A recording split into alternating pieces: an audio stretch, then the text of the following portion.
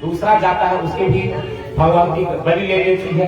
इस प्रकार से सारे डाकू मारे गए और भद्रकाली एक भक्त की रक्षा करते हुए इतनी उग्र हो गई थी कि वहां प्रकट होकर के और उन डाकुओं के जो सिर हैं उस सिर को कंदुक के समान किए। कंदुक कहते हैं गेंद को, गेंद के समान भद्रकाली खेलने लगी। भगवान का भक्त चाहे कोई भी हो, चाहे भद्रकाली की उपासना करता हो या दुर्गा की उपासना करता हो या न करता हो, लेकिन वही दुर्गा वही भद्रकाली कोई अन्य थोड़ी है, वही परम परमात्मा ही तो भगवान कृष्ण ही तो है। संत जन कहते हैं कि राधा जी जब बहुत विह्वल हो जाती थी वहां श्री कृष्णचंद्र से मिलने के लिए, और जब राधा जी को रोक लग गया कि राधा नंद का जो छोरा है उससे मिलने के लिए जाती है, जब ये बातें फैलने लगी तो राधा जी पे रोक लग गया। कुछ वहां ने कहा तुम बाहर नहीं निकल सकते। लेकिन राधा जी के बिना, राधा के बिना कृष्ण आधा, कृष्ण के बिना राधा आधा। मान कृष्ण विचार करते हैं राधा जी से मिलना है, तो कैसे मिलना है? तो चंद्र सखी से वहां कन्हैया ने कहा कि तुम मुझे सखी बना दो। सखी के लिए रोग नहीं है वहां, कन्हैया के लिए तो रोग है। तो चंद्र सखी कन्हैया के कान में झुमका पहना देती है, नाक में नथनी पहना देते हैं, स्त्री का पूरा श्रृंगार लहंगा चुनरी से सज करके वहां से कृष्ण राधा जी से मिलने के लिए जाते हैं। तो वही कृष्ण कभी भद्रकाली बन जाते हैं, कभी दुर्गा बन जाते हैं। समाज की रक्षा के लिए, भक्तों की रक्षा के लिए जिस स्वरूप की आवश्यकता होती है वैसे स्वरूप धारण कर लेते हैं। वैसे सारे एक ही है, एक ही ब्रह्म है, स्वरूप सबके अलग अलग है। इस प्रकार से जल भरत की भद्रकाली रक्षा करती है। जल भरत वहां से चले तो एक रघुगण नामक राजा पालने के ऊपर बैठ करके चल रहा था और जा रहा था कहां? भगवान कपिल का दर्शन करने के लिए गंगा सागर, उनसे ज्ञानोपदेश लेने के लिए, शांति शास्त्र का उपदेश लेने के लिए चल रहे होते हैं। लेकिन उस पालकी में जो कहार पालकी उठा रहा था ना, तो एक कहार अस्वस्थ हो गया, चला नहीं जा रहा था, उसके पैर में दर्द होने लगे, अस्वस्थ हो गया। तो अस्वस्थ होने के कारण जो पालकी में बैठे हुए थे रघुगण राजा, उन्हें कष्ट होने लगी। भाई थोड़ा सा आड़ा तिरछा हो जाता था, पालकी आड़ा तिरछी हो जाती थी, तो कहा कि इसे छोड़ो, कोई दूसरा कहार ढूंढो। तो वहां पे भरत जी थे, कहा कि बड़ा अच्छा कथा है, इससे बड़ा और अच्छा स्वस्थ कौन मिलेगा उसको? कहा कि पालकी उठा के ले चले। जब भरत पालकी उठा लेते हैं, चलने लगते हैं। लेकिन जब भरत विचार करते हैं कि मैं जहां पैर रखूं वहां कोई जीव जंतु ना हो, मेरे पैर के नीचे कोई चींटी दब के ना मर जाए, कोई कीड़ा मर के ना दब जाए। तो कीड़ा को देखते थे तो पैर जरा जोर से उठा देते थे, तो पालकी जो है ना वो इधर उधर डूब जाती थी। तो राजा ने कहा कस्तम निगूढ़श्चरति द्विजाना,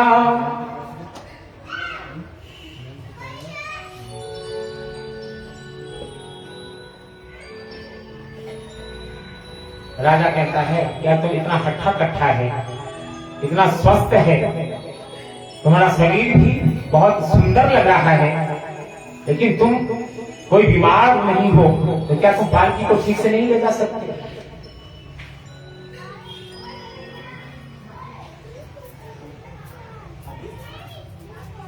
अब भरत कहते हैं कि महाराज मैं स्वस्थ हूं, ये मेरा नहीं, ये शरीर का धर्म है। कोई दुबला है तो आत्मा का नहीं, उस शरीर का धर्म है। किसी के शरीर में कुष्ठ रोग है, उस आत्मा का नहीं, उस शरीर का धर्म है।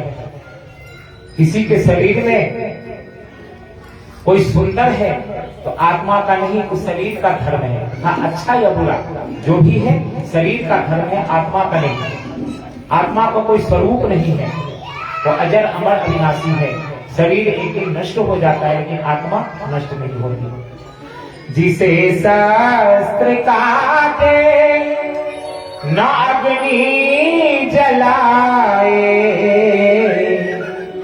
जिसे शास्त्र काटे न अग्नि जलाए, गलाए न पानी न मृत्यु मिटाए, वही आत्मा सच्चिदानंद में हूँ। शिवोहम शिवोहम शिव स्वरूपोहम नित्योहम शुद्धोहम शुद्धोहम बुद्धोहम नित्योहम शुद्धोहम शुद्धोहम बुद्धोहम, वही आत्मा सच्चिदानंद में हूँ। शिवोहम शिवोहम शिव स्वरूपोहम। नैनम छिन्दन्ति शस्त्राणि नैनम दहति पावकः न च क्लेदयन्त्यापो न शोषयति मारुतः। आत्मा को शस्त्र से काटा नहीं जा सकता, अग्नि में जलाया नहीं जा सकता, वायु उसे उड़ा नहीं सकती, अग्नि उसे जला नहीं सकती, हवा उसे सुखा नहीं सकती। वो अजर अमर आत्मा है, अमल है, अविनाशी है। तो ये आत्मा का तो कोई धर्म नहीं, तो शरीर का धर्म है महाराज। और ये शरीर तो क्षण भंगुर है, आज है कल नहीं। जब ये बात सुनी तो रघुगण राजा पालकी से कूद के नीचे उतर आते हैं और भरती के पैर पकड़ लिए। आप कौन हो, मुझे बताओ, कहीं आप साक्षात कपिल भगवान तो नहीं? आपने जनेऊ धारण कर रखा है और आपका शरीर मलिन सा है और ब्राह्मणत्व का तेज आपके चेहरे से छलक रहा है। ब्राह्मणत्व का तेज आपके शरीर से छलक रहा है। आपने ज्ञान की बात कही है, इसलिए मुझे आप ज्ञान का उपदेश दो। तो यहाँ पे जब प्रतिदिन ज्ञान का उपदेश देते हैं, भवाटवी का वर्णन करते हैं। भव का मतलब होता है संसार, अटवी का मतलब होता है वन। ये जंगल जो है, ये संसार जो है एक प्रकार का जंगल ही है। बहुत विशाल वर्णन है उसका। धरती कैसी है? पहले जल का समुद्र है, क्षार समुद्र है, इसका पानी जो है नमकीन है। उसके बाद मीठा समुद्र है, उसके बाद दूध का समुद्र है, उसके बाद दही का समुद्र है, उसके बाद शहद का समुद्र है। इस प्रकार का वर्णन है सारे संसार का। लेकिन हमें इस संसार से क्या लेना देना? जिसने संसार को बनाया, हमें उस संसार के स्वामी का भजन करना है। बोलो आनंदकांत भगवान की। कबीरदास ने बहुत बढ़िया लिख दिया, रहना नहीं देश वीराना है, रहना नहीं देश वीराना है, रहना नहीं देश वीराना है, रहना नहीं देश वीराना है। ये संसार कागज की पुड़िया, ये संसार कागज की पुड़िया, पानी भरे गल जाना है। ये संसार कागज की पुड़िया, पानी भरे गल जाना है। रहना नहीं देश वीराना है, रहना नहीं देश वीराना है। ये संसार भाग और भागर, ये संसार भाग और भागर, उलझ उलझ मर जाना है। ये संसार भाग और भागर, उलझ उलझ मर जाना है। रहना नहीं देश वीराना है, रहना नहीं देश वीराना है, रहना नहीं देश वीराना। संसार में तुम सुख का अभिलाषा मत करो। जिसको तुम सुख समझोगे वही तुम्हारे दुख का कारण बनेगा। संसार में आए हो तो सब कर्म करके जाओ, भगवान का भजन करके जाओ, भक्ति करो परमात्मा की। तो भक्ति का उपदेश देते हैं जड़ भरत जी रघुगण राजा को, और रघुगण राजा भी उनके बताए गए मार्ग पे भगवान का भजन करके मोक्ष पद को प्राप्त कर जाते हैं। और जड़ भरत भी समय आने पे भगवान श्री नारायण के चरणारविंद में समा जाते हैं। बोलो वृंदावन बिहारी लाल की। अब परीक्षित जी प्रश्न करते हैं सुखदेव जी से, निवृत्ति मार्ग कथित आदौ भगवता यथा कर्मयोगोपलब्धेन ब्रह्मणा यद संस्कृति। आपने निवृत्ति के मार्ग के बारे में बताया है। दो मार्ग हैं, निवृत्ति मार्ग और प्रवृत्ति मार्ग। जो संसार में रह करके भी भगवान का भजन करके मुक्ति पद को प्राप्त करे उसे प्रवृत्ति मार्ग कहते हैं। और निवृत्ति मार्ग जो संसार को छोड़ करके चले जाते हैं और भगवान का भजन करके मोक्ष पद को प्राप्त करते हैं, वो मार्ग तो मुझे निवृत्ति मार्ग बता दिया। अब मुझे प्रवृत्ति मार्ग के बारे में बताओ। इस संसार में रहते हुए किसने मुक्ति को प्राप्त किया और प्रवृत्ति का लक्षण क्या है, उसके गुण क्या है, ये मुझे बताओ। सुखदेव जी कहते हैं उसका गुण यही है कि संसार में रहे पुत्र को बेटा समझ करके व्यवहार करे, कि समझे कि मेरा ही पुत्र है, पत्नी मेरी है, ये धन भी मेरा है, लेकिन मेरा न होते हुए भी मेरा नहीं है, ये मन में भाव रखे। राजा विदेह तो हुए जनक जी, क्या वो वस्त्र नहीं पहनते थे? राजा थे, शत्रुओं को के साथ युद्ध भी करते थे। जो अपराधी है उसे दंड भी दिया करते थे। लेकिन ये सब करने के बाद भी उन सब वस्तुओं में, उन सब प्रयोगों में किसी प्रकार की आसक्ति नहीं थी। देह होते हुए भी विदेह थे। इसी राजा जनक को कहते हैं संसार में रहते हुए भी जो संसार को नाशवान समझे वो भी मुक्ति को प्राप्त कर सकता है। सुखदेव जी कहते हैं कि किसी को अगर किसी प्रकार का पाप हो गया हो, किसी के द्वारा अगर पाप हो गया हो, उस पाप का प्रायश्चित किया जा सकता है। तो प्रायश्चित कैसे? तपसा ब्रह्मचर्येण समेन च दमेन च त्यागेन सत्य शौचाभ्याम यमेन नियमेन च। तपस्या के द्वारा, ब्रह्मचर्य के द्वारा, शम के द्वारा, दम के द्वारा अर्थात नियम पूर्वक जीवन यापन करने के द्वारा, धर्म पूर्वक और अपने इंद्रियों का दमन करके भगवान का भजन करने से प्रायश्चित हो जाता है। त्याग के द्वारा सत्य का आश्रय लेकर के और तन और मन दोनों को पवित्र करके पापों का प्रायश्चित हो सकता है।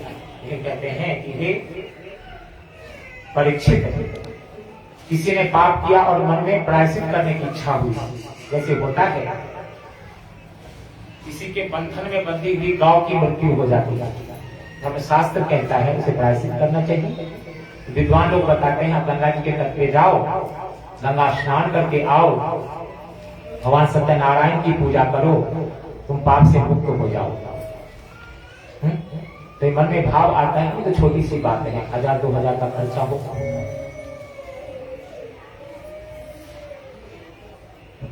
एक अपने यहाँ बहुत बड़े संस्कृत शास्त्र के, संस्कृत साहित्य के कवि जो जिनका नाम था भारती, उत्तर रामचरितम उनके द्वारा लिखी हुई है संस्कृत नाटक, बहुत सारे ग्रंथ लिखे हुए हैं। तो भारती बहुत बड़े विद्वान थे और पहले ये कोई सर्टिफिकेट नहीं मिलता था, जैसे आजकल सर्टिफिकेट मिल जाता है।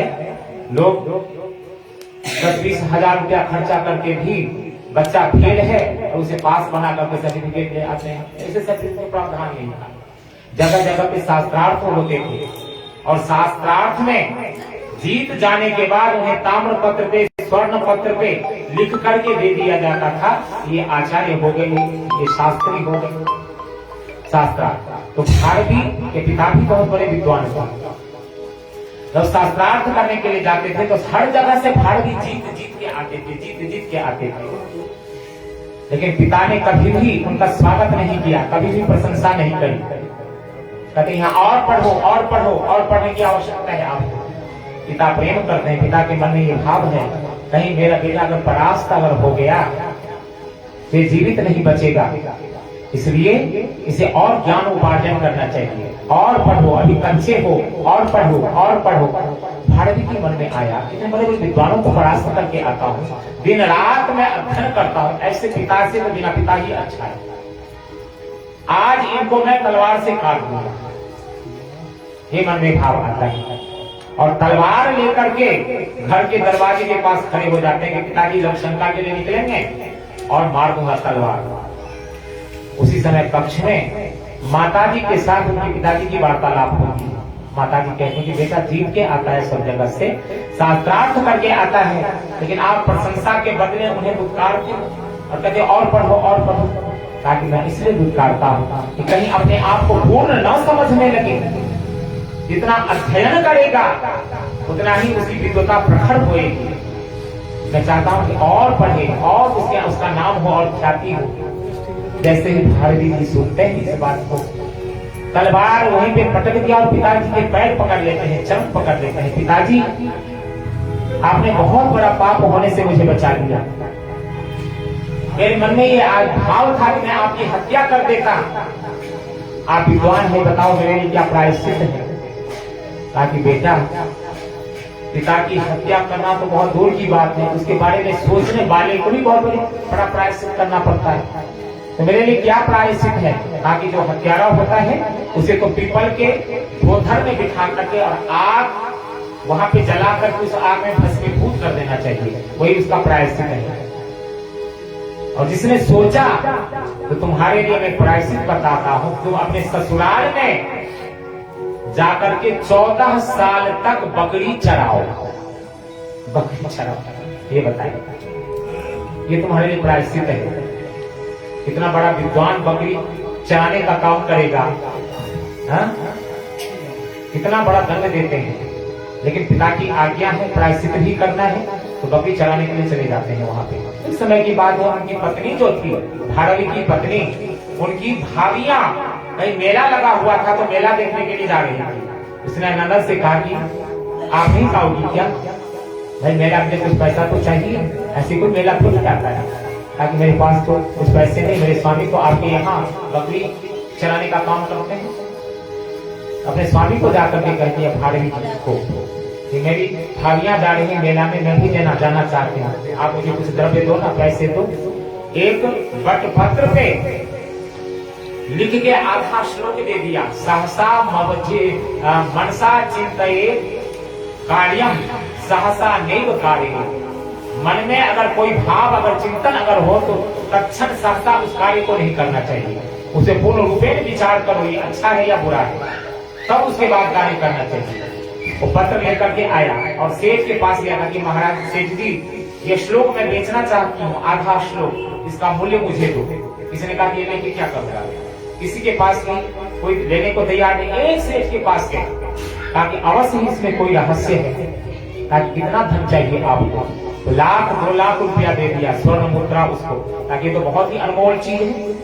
और उस पत्र को ला करके अपने घर में जो वस्त्र टांगने के लिए जो खूंटी होती है, उस खूंटी में धागा बांध करके उस पत्र को लपेट दिया, बांध दिया वहां पे। एक समय की बात है, वो सेठ व्यापार करने के लिए किसी दूसरे नगर में गए, उस समय लग गया। उस समय उसकी पत्नी गर्भवती थी, समय लग गया, 14-15 साल लग गए। अचानक जब लौट के आते हैं तो देखते क्या है, पलंग के ऊपर उनकी पत्नी लेटी हुई है, सोई हुई है, और बगल में एक 15-16 साल का बालक भी लेटा हुआ है, एक युवक भी लेटा हुआ है। कि मन में ये भाव आया कि मेरी पत्नी कहीं चरित्र भ्रष्टा तो नहीं, पर पुरुष के पास लेटी हुई है, सोई हुई, इसको मार डालना चाहिए। जैसे ही तलवार उठाया पत्नी और उस बालक को मारने के लिए, ये हवा की झोंका चली और पत्ता जो है उड़ करके नीचे गिर गया। उसमें लिखा हुआ था, सहसा चिंतयेत मनसा चिंतयेत कार्यम सहसा नैव कार्य। विचार कैसे उठा के जगाऊं, पहले पूछूं, जगाया था ये कौन है? ताकि ये तो आपका बेटा है। जब आप गए ना व्यापार के, उसमें गर्भवती थी और बेटा जन्म लिया, आज तो 17 साल हो गए। कहते हैं कि अगर मैं श्लोक का आधा नहीं खरीदा होता, आज मैं पुत्रहीन और पत्नीहीन हो जाता। इस प्रकार से प्रायश्चित सब है। कहते प्रायश्चित करो, लेकिन अगर पुनः मन में पश्चाताप न हो प्रायश्चित के प्रति, तो प्रायश्चित उसी प्रकार का है जिस प्रकार से हाथी को मल के पानी से नहला के लाओ और वो हाथी अपने सूंड से मिट्टी उठाकर अपने पीठ पे डाल ले, ऐसा ही प्रायश्चित होता है। इसलिए प्रायश्चित भी करो तो प्रायश्चित के अंदर भी भगवान की भक्ति हो। भगवान को याद करके कहो कि हे भगवान, अब हमसे पाप न हो। इसी संबंध में सुखदेव जी ने परीक्षित को एक उपाख्यान सुनाया। कहते हैं, कान्य कुब्ज द्विजा कश्चित दासी पुत्र अजामिलः नामना नष्ट सदाचारो दास्या संसर्ग दूषितः। एक अजामिल नाम का ब्राह्मण का पुत्र था। पहले तो सत्कर्मी था, लेकिन एक दिन जंगल में जब समिधा को लेने के लिए गया, हवन के लिए लकड़ी लाने गया, तो जंगल में क्या देखता है, एक पुरुष एक वेश्या के साथ जंगल में रमण कर रहा है। उस दृश्य को देख करके वो वासना उसके आंखों के द्वारा प्रवेश करती है और विचार किया जिसके साथ ये है, मैं भी उसके साथ रहना चाहता हूँ। वो तो वेश्या थी, वेश्या तो धन की लोलुप होती है, उसको धन दिया, उसके साथ वो रहने लगी। इस प्रकार से सारे धर्म नष्ट हो गए उसके। माता पिता को घर से निकाल दिया, अजामिल घर में रहने लगा उसी वेश्या के साथ। लेकिन जब तक धन था तब तक तो सुखपूर्वक जीवन व्यतीत करता था। जब धन समाप्त हो गए तो धनार्जन करना है ना, तो डकैती डालने लगा, चोरी करने लगा। एक समय की बात है, उस नगर में बहुत सारे संत जन आए, संत लोग आए। तो संतों ने चौराहे पे पूछा बालकों से, बालक कोई ऐसा गृह बताओ जहाँ पे हम रात्रि में निवास करेंगे, वहाँ पे हमें प्रसाद भी प्राप्त होगा। और कल हम प्रातःकाल हरिद्वार के लिए हमने यात्रा की है, हरिद्वार चले जाएंगे। बालक तो थोड़ा सा होते ही हैं, उदंड स्वभाव के। बालक ने कहा कि महाराज ऐसी जगह भेजता हूँ आपको जहाँ पे बहुत सत्कार होगा। तो कहा, इस रास्ते से चले जाओ, आगे पीपल का पेड़ है, वहाँ तालाब है, वहाँ पे जो घर है उसका नाम है अजामिल, उसके यहाँ आपका अच्छा सत्कार होगा। सारे संत आ जाते हैं वहाँ पे। अजामिल उस समय डाका डालने के लिए गया हुआ था। उसकी पत्नी से कहा कि देवी, हमने सुना है आप संतों की सेवा करती हो। वेश्या थी, हमने सुना है संतों की सेवा करती हो। आज रात्रि में हम यहाँ निवास करें, हमें प्रसाद की अभिलाषा है, भगवान को भोग लगा के प्रसाद ग्रहण करेंगे, प्रातःकाल हम चले जाएंगे। स्त्री का हृदय कोमल होता है। इसने कहा कि महाराज, मैं आपको भोजन बना करके देती हूँ, अब भगवान का भोग लगा के प्रसाद ग्रहण करो, लेकिन मेरे स्वामी के आने से पहले ही चले जाना, क्योंकि मेरे स्वामी बहुत क्रोधी हैं, कहीं आपका अपमान न कर दे। महाराज कहते हैं, हाँ चलो ठीक है ना, बनाओ। भोजन बनाया, महाराज भगवान को भोग लगा करके प्रसाद ग्रहण करके कहते महाराज आप सिधारो। कहते कि नहीं देवी, आपके पति के द्वारा ही हम दक्षिणा लेंगे, तब हम जाएंगे।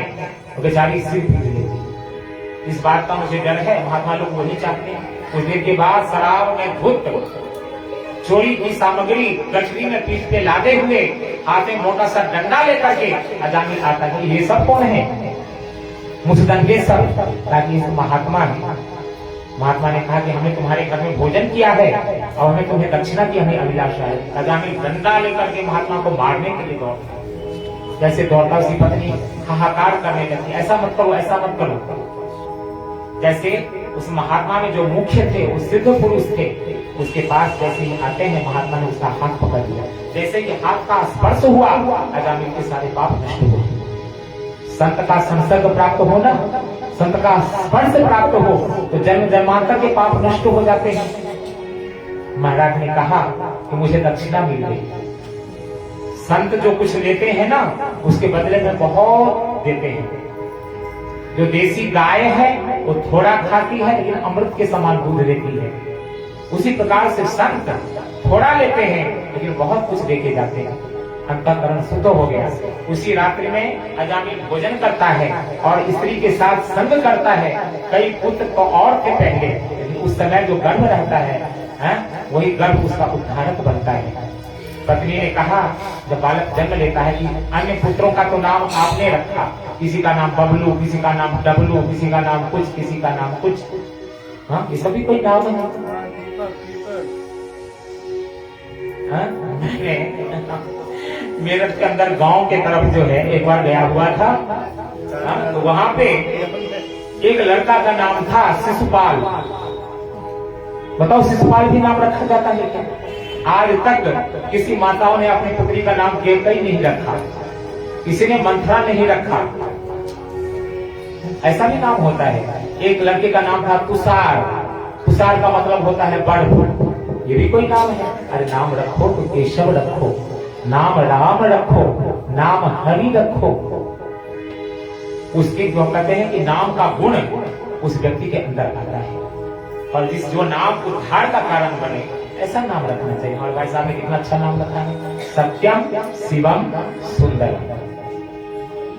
जब तुलसीदास जी ने रामायण की रचना कर दी ना, तो विद्वानों के मन में बहुत गुस्सा था कि हम तो संस्कृत का प्रवचन करते हैं, लेकिन उन्होंने अवधी भाषा में, सामान्य भाषा में लिख दिया, ये तो सबको प्राप्त होगा, फिर मुझे कौन पूछेगा। तो सब निंदा करने लगे तुलसीदास की। गोष्ठी होती है और कहा कि भाई हमारा रामायण सही है या तुलसीदास की रामायण सही है। ऐसा करते हैं, रामायण के ऊपर रख देते हैं, तुलसीदास की रामायण सबसे नीचे रखते हैं। भगवान विश्वनाथ के मंदिर में रख दो, और इसकी परीक्षा इसका जो है विश्वनाथ जी ही देखेंगे। मंदिर बंद कर दिया गया, मोटा मोटा ताला बंद हो गया। जब प्रातःकाल मंदिर खोलते हैं तो सबसे ऊपर गोस्वामी तुलसीदास जी का रामचरितमानस पड़ा हुआ था, उसमें भगवान विश्वनाथ के हस्ताक्षर थे, सत्यम शिवम सुंदरम। कितना अच्छा नाम है, प्रसन्नता होती है ऐसा नाम सुनकर के। इसका जब नाम रखा जाने लगा तो उसकी पत्नी ने इसका नाम नारायण रखती हूँ, इसका नाम नारायण रखो, ताकि ठीक है सबका नाम तो मैंने ही रखा, तुम इसका नाम रख लो नारायण। अब छोटा बच्चा से अजामिल इतना प्यार करता है, उसको खिलाने के लिए स्वयं खाता है कि मेरे साथ खाएगा, अगर मैं नहीं खाऊंगा तो किसके साथ खाएगा। ना इच्छा होते हुए भी बच्चे को खिलाने के लिए खुद खाता है। बेटा घोड़ा पे चढ़ोगे, घोड़ा तो है नहीं, घोड़ा खुद बन जाता है, अपने पीठ पे लाद देता है। अनेक प्रकार से उसको सुलाने के लिए सोता है, उसको जगाने के लिए जगता है। यंत्रवत सारी क्रिया उस बच्चे के लिए होती है। एक समय की बात है, हमारे जीवन में दो प्रकार की मृत्यु होती है, एक अल्प मृत्यु और एक दीर्घ मृत्यु। अल्प मृत्यु का तात्पर्य है कि व्यक्ति हॉस्पिटल में चले जाए और वेंटिलेटर भी उसे प्राप्त हो जाए, और उससे बच के जब आ जाता है समझो कि अल्प मृत्यु को हमने पार कर लिया। और पूर्ण मृत्यु तब होती है जब गोविंदाय नमो नमः हो जाता है। अजामिल लेटे हुए थे, देखा कि बड़े भयंकर भयंकर आकृति वाले 4 यमदूत आए हैं, जिसके दांत बड़े बड़े हैं, केश बिखरे हुए हैं, उनके नाखून जो है आयुध के समान है, काला वर्ण है, वो मेरा प्राण खींच रहे हैं अंदर से। जो सबसे प्रिय वस्तु होता है ना, अंत में हम उसको याद करते हैं। उसने कहा नारायण नारायण मेरी रक्षा करो, मेरी रक्षा करो। बुलाया अपने बेटा को, लेकिन भगवान नारायण वैकुंठ में लेटे हुए हैं, महारानी लक्ष्मी चरण दबा रहे, खड़े हो गए, मेरा भक्त मुझे बुला रहा है। ताकि लक्ष्मी ने कहा कौन आपका भक्त? अजामिल। ताकि अजामिल भक्त है आपका, तुम दुराचारी डकैत है, बंदे कौन करता है? ताकि नहीं, अंत समय में मेरा नाम लिया है, इसलिए सारे पाप नष्ट हो गए। लक्ष्मी जी ने कहा आपको जाने की आवश्यकता नहीं, अरे जय विजय पुलिस और सुशील किस दिन काम आएंगे, इनको भेज दो। रथ लेकर के वैकुंठ से चारों पहुंचते हैं, इधर यमदूत वहां पहुंचा हुआ है। यमदूत प्राण खींचने लगता है, भगवान के पार्षद ने कहा रुक जाओ, कहाँ ले जाओगे इनको? ताकि इनको नरक में ले जाके डालूंगा, ताकि नरक के अधिकारी नहीं तो वैकुंठ के प्राप्त हो गए, ये तो वैकुंठ में जाएंगे। ताकि नहीं, इसने जीवन भर पाप किया है। तो भगवान के पार्षद कहते हैं कि तुम इसे धर्म कहते हो, तुम धर्मराज के भट्ट हो ना, धर्मराज के सैनिक हो, उनके परीक्षण हो, बताओ तुम्हें धर्म किसे कहते हो? तो दूत कहते हैं वेद प्रमाणितो धर्मः यह धर्मस्तद् विपर्ययः वेदो नारायणो साक्षात् स्वयं भूरिश्रुतः। कहते हैं वेद में बताए गए जो मानवोचित कर्म है उसे धर्म कहा जाता है, उसके विपरीत जो बातें हैं वो अधर्म है, क्योंकि वेद साक्षात भगवान है। वेद में क्या बताया हुआ है? कहते हैं वेद में ये भी तो बताया गया है कि जो भगवान का नाम लेता है उसके सारे पाप नष्ट हो जाते हैं। जो एक बार भगवान का नाम ले उसके पाप नष्ट हो जाते हैं।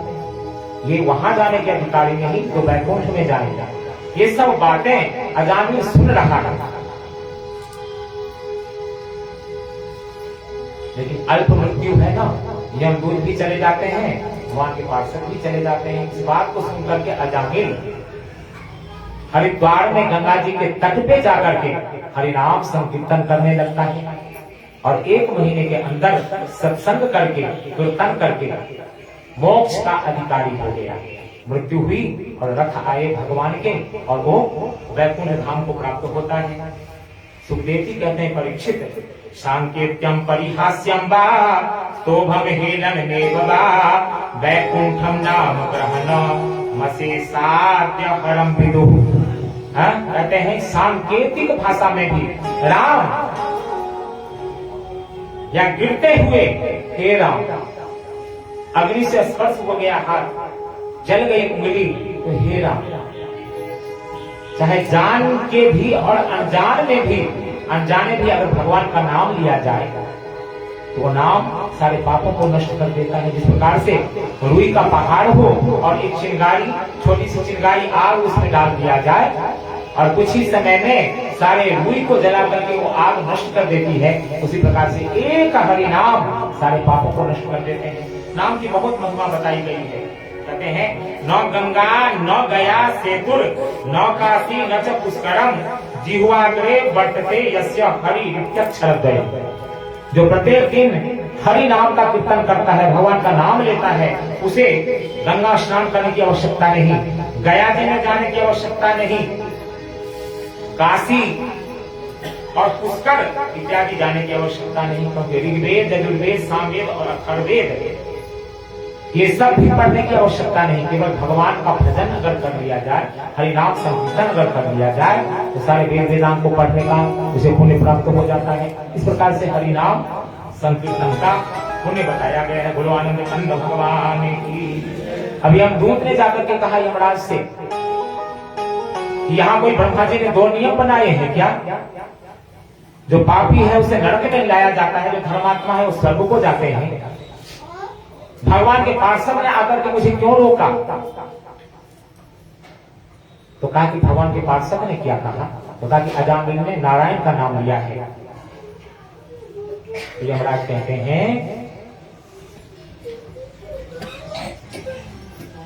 यो नाम फिर बाची जनंगिताया बदनाति संत्या मेरुक्षर्म मेगा यस्मै बलिं च इमे नाम कर्म निबंध बद्धा सकिता वहंती ही। कहते हैं ये सारा संसार जो है पटवस्त्र है। जैसे वस्त्र, कोई वस्त्र है ना, तो वस्त्र में कई धागे हैं, कई सूत्र है और एक आकृति दिखाई देती है। वो उसी प्रकार ये संसार एक आकृति दिखाई देती है। इसके अंदर जो जीव हैं सारे जीव परमात्मा के ही अंश हैं और जिसने भगवान का नाम लिया उसे यहाँ नरक में लाने की आवश्यकता नहीं। जो माया के बंधन में बंधा हुआ है वो उसी प्रकार से है जिस प्रकार से कई बैलों को एक खूंटे में बांध करके घुमाते, जैसे हमारे यहाँ गौन होता था। गौन अब तो नहीं होता, अब फसल ही नहीं होते हैं तो गौन कहाँ से होगा? अब तो सब सारे ट्रैक्टर से काम होते हैं, सब यंत्रवत हो गया है।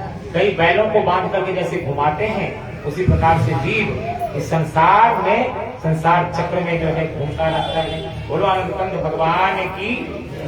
कहते हैं दक्ष प्रजापति के 1000 पुत्र हुए, इसे हर्यस्व कहा जाता है। ब्रह्मा जी ने कहा था ना सृष्टि करो, तो हर्यस्व नाम के 10,000 पुत्र उत्पन्न किए। वहां पे नारद जी आते हैं। नारद जी ने कहा कि भाई तुम लोग क्या करोगे? भगवान का भजन करना ही सर्वश्रेष्ठ कर्म है। जब तक तुमने इस भूमंडल की परिक्रमा न करी और एक कुछ प्रश्न है, उस प्रश्न का जब तक उत्तर नहीं जानोगे तब तक तुम संसार में तुम्हारा आना व्यर्थ है। तो क्या कहते हैं, एक ऐसा देश है, सुनिए, बहुत सुनने योग्य है। अब समय हो गया है काफी, क्या करेंगे, बंदर जैसा अगर छलांग लगाएंगे ना कथा में तो आनंद, मुझे खुद भी आनंद नहीं आता है?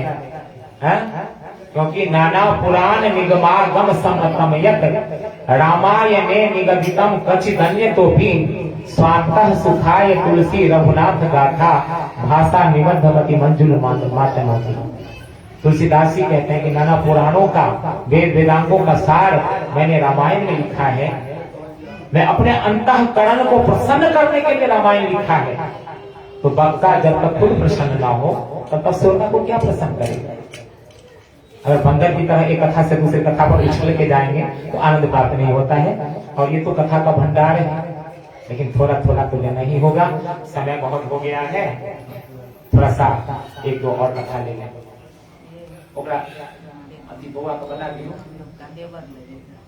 कहते हैं एक देश है जिस देश में एक ही पुरुष है, एक ऐसा बिल है जिसके बाहर निकलने का कोई रास्ता नहीं है, एक ऐसी स्त्री है जो बहुरूपिणी है, एक ऐसा पुरुष है जो व्यभिचारिणी स्त्री का पति है, एक ऐसी नदी है जो आगे पीछे दोनों ओर बहती है, एक ऐसा घर है जो 25 पदार्थों से बना है, एक ऐसा हंस है जिसकी कहानी बड़ी विचित्र है, एक ऐसा चक्र है जो छुरे और वज्र से बना हुआ है जो प्रत्येक क्षण अनवरत घूमता है।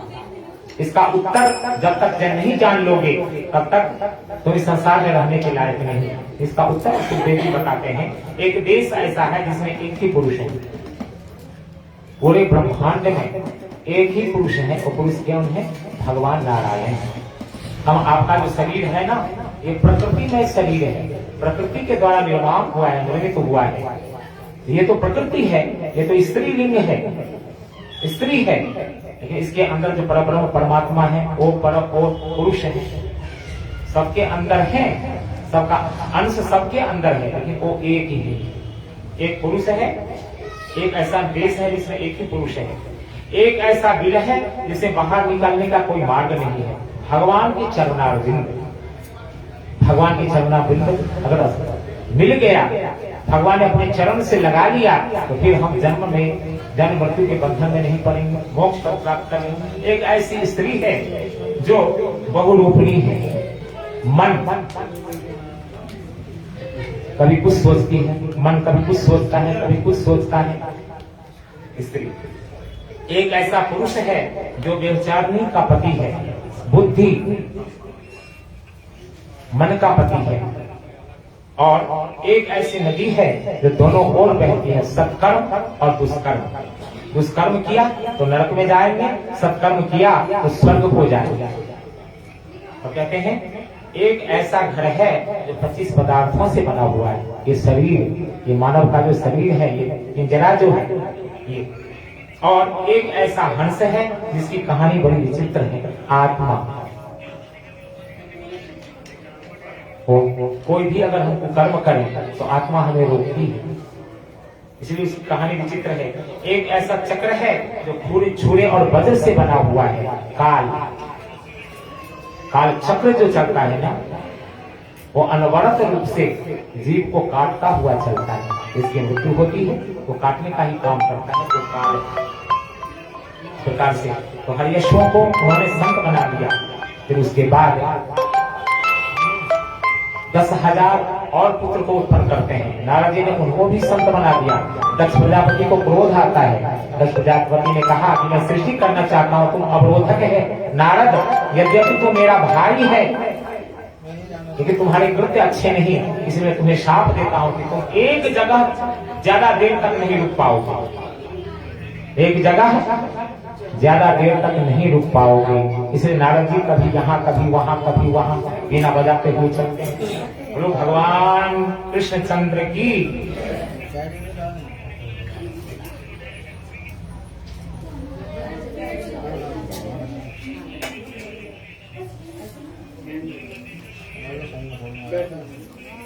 बोलो वृंदावन बिहारी लाल की। एक समय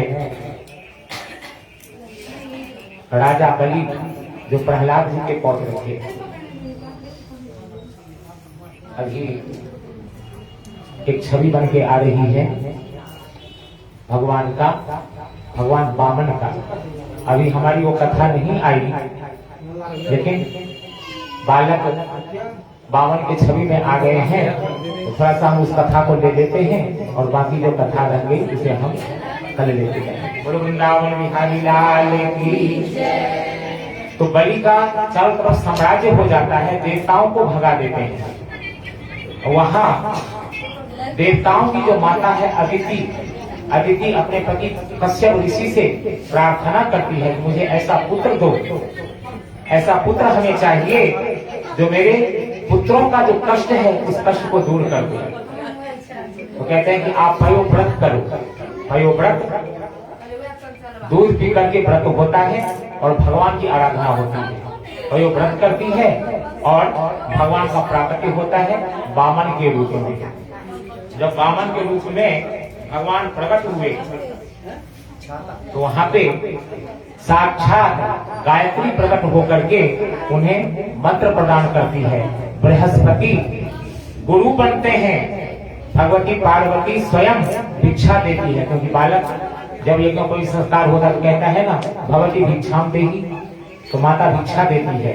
तो भगवती पार्वती स्वयं प्रकट होकर के भिक्षा देती है और आकाश छत्र प्रदान करता है, वरुण देवता कमंडल प्रदान करते हैं। इस प्रकार से कमंडल प्रदान करते हैं। बृहस्पति देव ने कहा कि मैं तुम्हारा आचार्य हूँ, आचार्य को क्या दक्षिणा दोगे?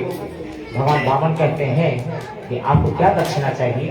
तो कहा कि मुझे त्रैलोकी का साम्राज्य चाहिए जो बलि के पास है।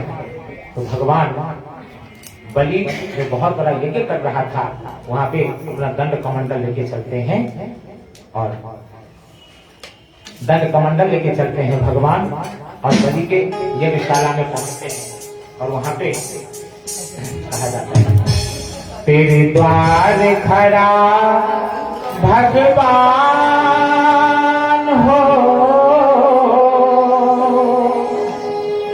तेरे द्वार खड़ा भगवान, भगत भर दे झोली।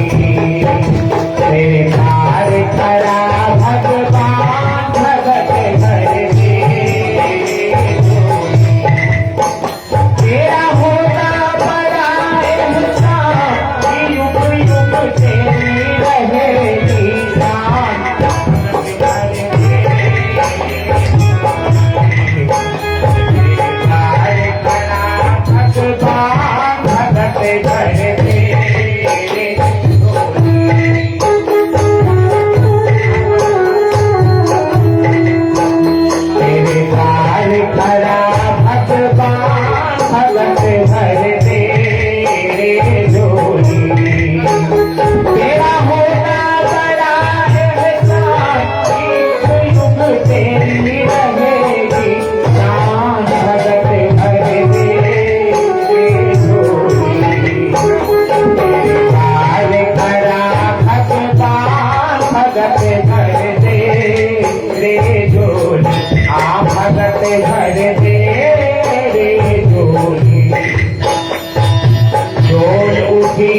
सारी धरती देख ले, डोला गगन है सारा।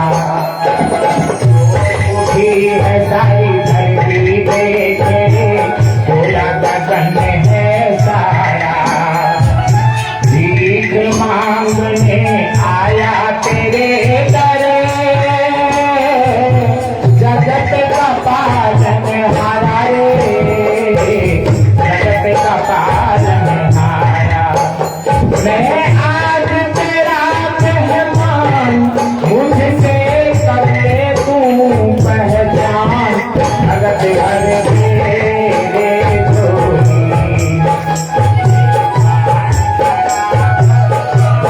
भगत भर तेरे, भगत तेरे झोली। तेरे पार खड़ा भगवान, भगत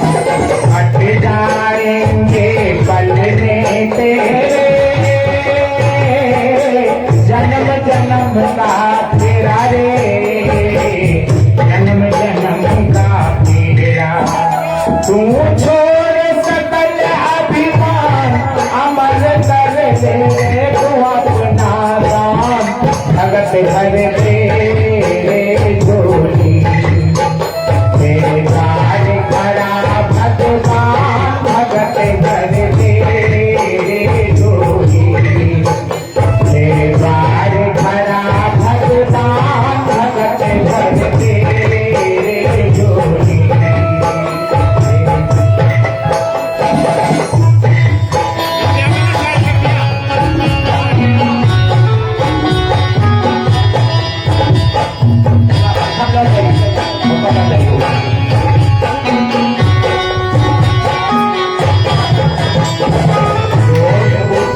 सारी धरती देख ले भोला गगन है सारा गोल उठी है सारी धरती देख ले भोला गगन है सारा भीख मांगने आया तेरे दर जगत का पालन हारा रे जगत का पालन हारा मैं आज तेरा मेहमान मुझसे तू कर ले बड़ा पहचान भगत भर दे झोली भगत भर दे झोली।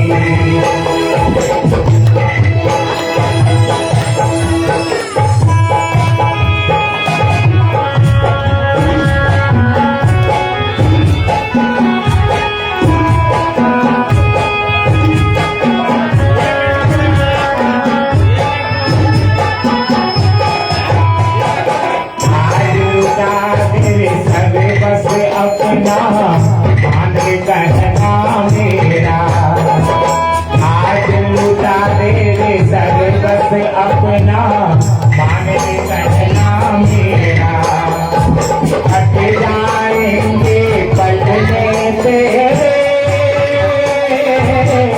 जन्म मरण का फेरा रे जन्म मरण का फेरा आज लुटा तेरे सर्वस अपना मान कहना मेरा हट जाएंगे पलने तेरे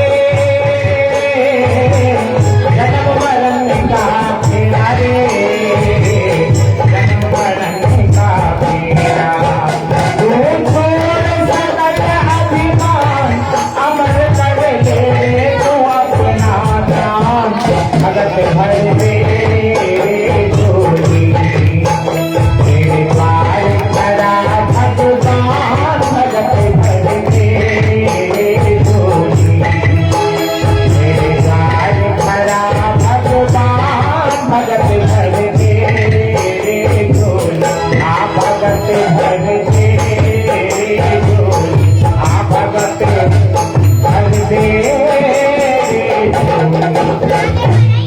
भगवान पहुंचते हैं वहां पे बलि ने कहा कि आपका स्वागत है क्योंकि भगवान का दिव्य स्वरूप है इस स्वरूप को देख करके मुग्ध हो गए। ताकि ब्राह्मण बटू आपको क्या चाहिए आपको काफी क्या इच्छा है आप बटू के रूप में हैं और मुझसे कुछ मांगने आए हैं। ताकि बलि आपके जो पूर्वज हैं जो आपके पूर्वज प्रहलाद थे वो भगवान के परम भक्त थे और आपके पिता जो पुरोचन वो महान दानी और बहुत ही यज्ञ करने वाले थे उसके ही वंशज आप हो ना। वहां पे भगवान वहां पे साम नीति अपनाते हैं। किसी से कुछ अगर लेना हो और उसे डंडा मारोगे तो थोड़ी देगा उसकी प्रशंसा करनी चाहिए। भगवान प्रशंसा करते हैं। बलि ने कहा कि आपको क्या चाहिए ताकि हमें और कुछ नहीं 3 पग भूमि चाहिए जहाँ पे मैं एक छोटी सी कुटिया बना करके गायत्री की उपासना करूंगा। बलि कहते हैं कि आप ऐसा लग रहा है जैसे कुबेर के भंडार के पास जा करके कोई जैसे एक मुट्ठी चना मांगता है वही स्थिति आपकी है।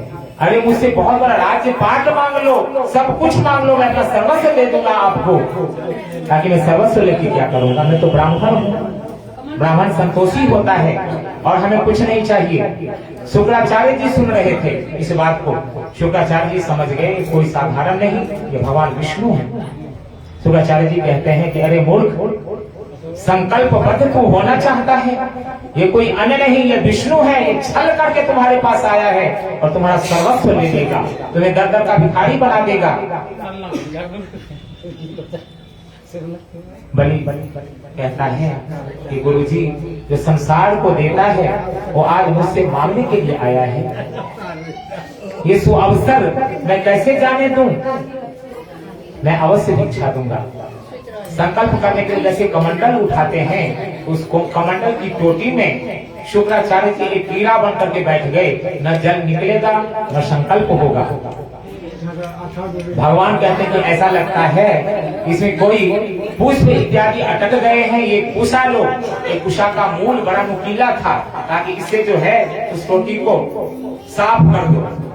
तो बलि अपने हाथ से उसको लेकर के साफ करते हैं, तो वो कुशा का नोक जो है शुक्राचार्य जी की आंख में लगे और शुक्राचार्य जी की एक आंख फूट गई। शास्त्र में ऐसा उल्लेख है, अगर कोई सत्कर्म करना चाहता है उसको रोको मत, कोई अगर दान करना चाहता है तो उसे रोको मत। आजकल कुछ ज्यादा ही सुनने में आ रहा है, ऐसा होता है कि कोई रोकने वाले 50 हो जाते हैं। संकल्प करके दे दिया 3 भूमि 3 पग भूमि, भगवान अपना विराट रूप धारण कर लेते हैं और एक पग उठाया, अतल वितल सुतल तलातल सारे लोगों को लोकते नापते हुए भूर्भुवः स्वः महज्जनः लोक तक पहुंचा दिया अपने चरण को। फिर दूसरा कमल पैर उठाते हैं तो ब्रह्मांड को पूरा नाप लिया। उस ब्रह्मांड में भगवान के जो नख लगे उससे थोड़ा सा जल निकला, जिससे ब्रह्मा जी ने अपने कमंडल में उठा लिया, वही गंगा जी हुई। बलि से कहते हैं कि 2 कदम में तो मैंने नाप लिया, तीसरा कदम कहाँ दोगे? बलि ने अपना सिर झुका दिया, कहा कि भगवान मेरे पास तो और कुछ नहीं, ये मेरा शरीर जो आपका ही दिया हुआ है, अगर आप चाहते हैं शरीर को ले लो। उसके सिर पे रखते हैं, भगवान बलि को बांधते हैं। बांधने का मतलब है वचन में बांध लेना, बांध देते हैं और बलि को पाताल लोग भेज देते हैं। लेकिन भगवान ने कहा कि मैं तुम्हें वरदान भी देता हूँ कि तुम्हारे जैसा कोई दानी नहीं होगा, इसलिए तुम्हारा जो दान है, वैसे तो शब्द क्या है? शब्द है दान। कहते हैं कि तुम्हारा दान जो है उससे पहले, दान से पहले तुम्हारा नाम जोड़ दूंगा मैं, इसलिए दान से पहले बलि लग गया। तो विशेष दान का मतलब होता है बलिदान। बलि शब्द लग गया उसमें। भगवान ने कहा कि मैं आशीर्वाद देता हूँ, तुम पाताल में रहोगे ना तो मेरा ध्यान सदा तुम पर रहेगा। बलि ने कहा कि ऐसे नहीं, आप मेरे दरवाजे पे द्वारपाल बन करके रहो।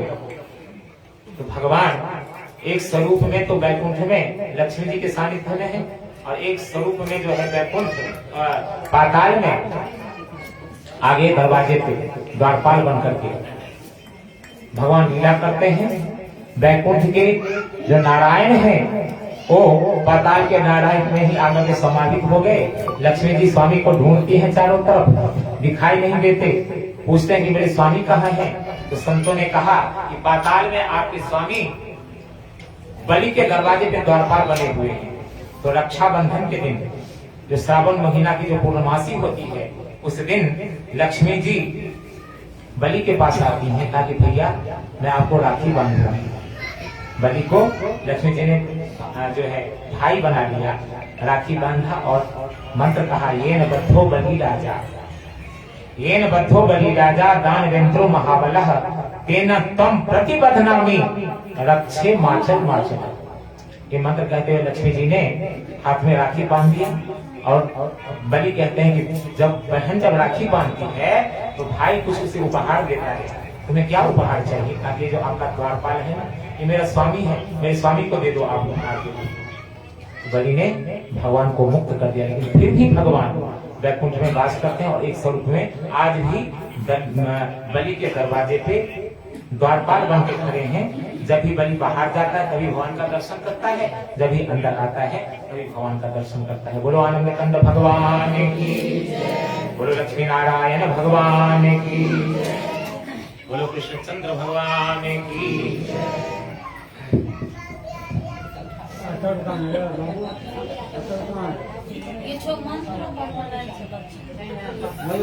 वहाँ से कृष्णचंद्र एक छोटा सा भजन लेकर, एक भजन भैया का होगा, उसके बाद आरती करेंगे। भगवान राधा जी के साथ झूला झूल रहे हैं वृंदावन में, और गोपियां सब गीत गाती है। क्या कहती है? झूला झूलेला नंद लाल हो, झूला झूलेला नंद लाल हो, बरसेली बदरिया, झूला झूलेला नंद लाल हो, बरसेली बदरिया, झूला झूलेला नंद लाल हो, बरसेली बदरिया, बरसे बदरिया, बरसेली बदरिया, बरसेली बदरिया, बरसे बदरिया, बदरिया, बरसेली बदरिया, झूला झूलेला नंद लाल हो, बरसेली बदरिया, झूला झूलेला नंद लाल हो, बरसेली बदरिया।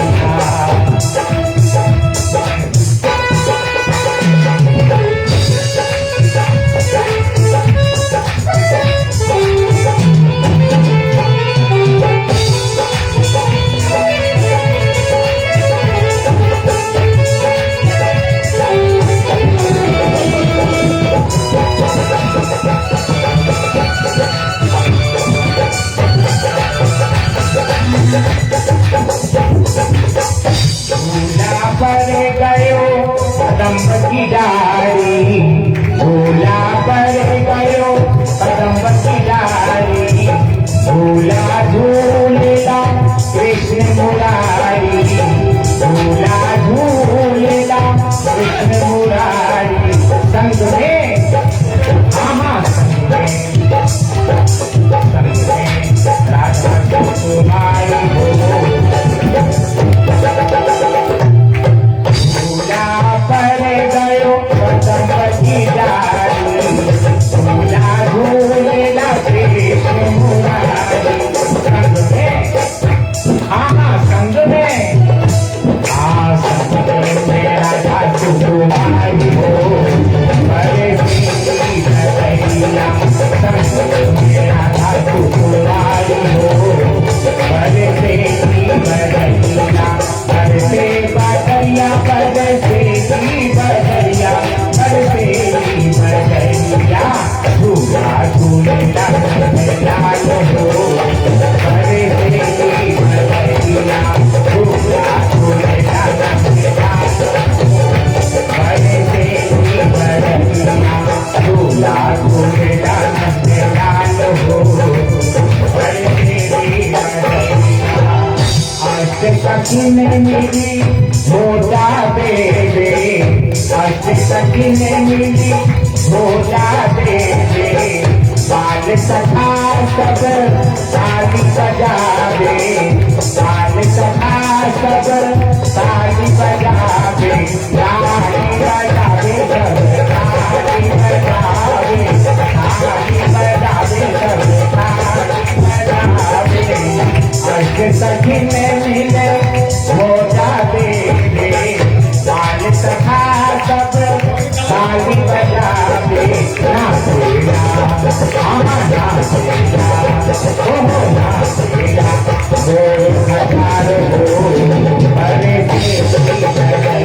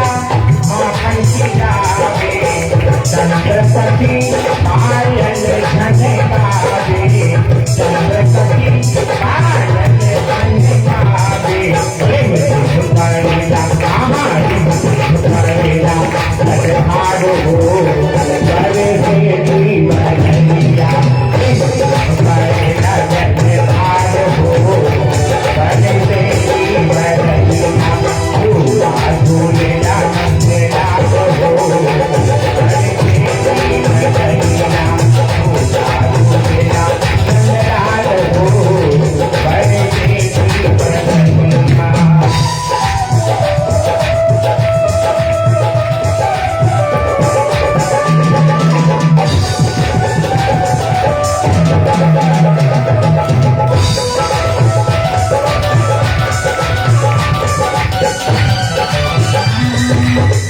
कान्हा मुरली मधुर बजावे कान्हा मुरली मधुर बजावे मुरली बजावे कान्हा मुरली बजावे मुरली बजावे कान्हा मुरली बजावे कान्हा मुरली मधुर बजावे कान्हा मुरली मधुर बजावे मन में कोयलिया कजरी गावे मन में कोयलिया कजरी गावे मन में कोयलिया कजरी गावे बाटे आहा बाटे भले भले सारो बड़े की बदलिया बाटे भले भले सारो बड़े की बदलिया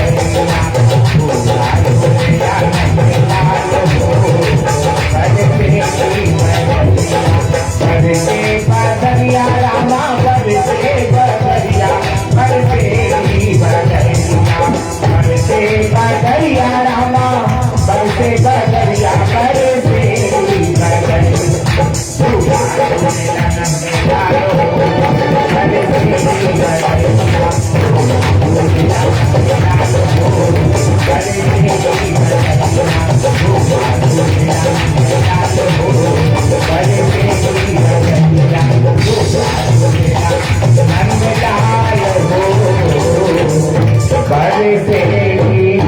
बोलो वृंदावन बिहारी लाल की जय। एक बदल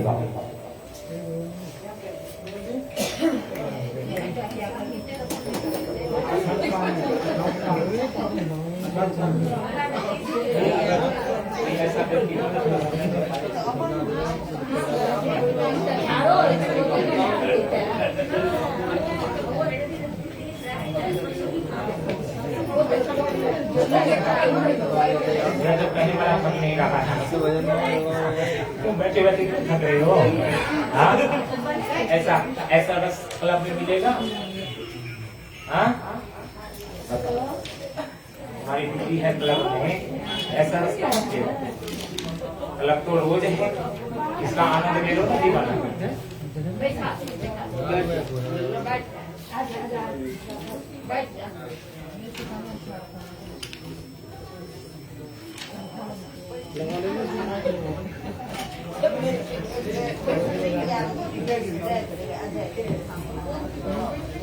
आरती की तैयारी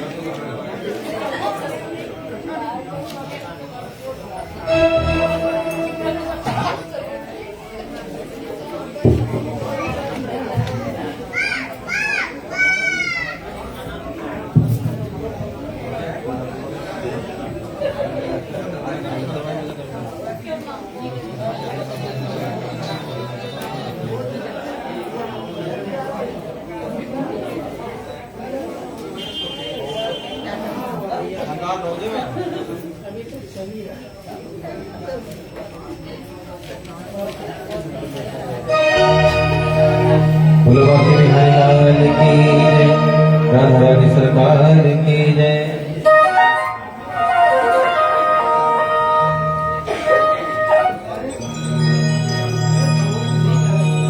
हो खुश हो जा खुश हो जाए कर सांवरा हर ठाट देता है, ज्यादा उड़ने वालों के पर ये काट देता है, ज्यादा उड़ने वालों के पर ये काट देता है। खुश हो जाए कर सांवरा, खुश हो जाए कर सांवरा हर ठाट देता है, ज्यादा उड़ने वालों के पर ये काट देता है, ज्यादा उड़ने वालों के पर ये काट देता है।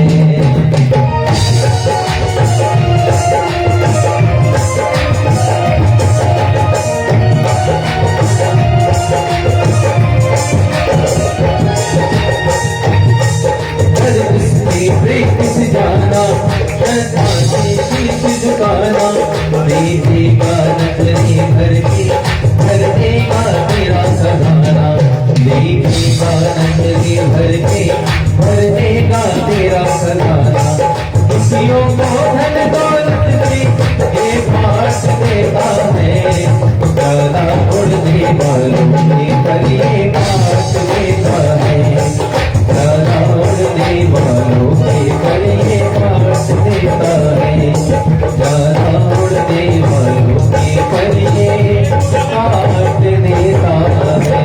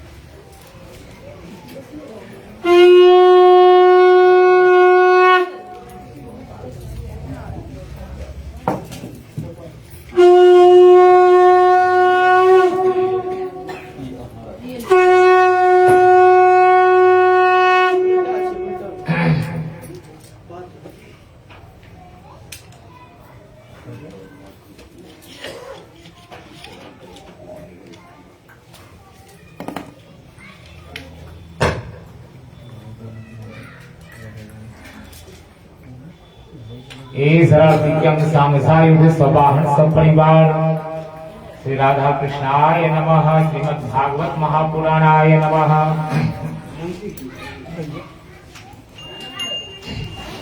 भागवत भगवान की है आरती, पापियों को प्राप्त है आरती। भागवत भगवान की है आरती, पापियों को प्राप्त है आरती। भागवत भगवान की है आरती।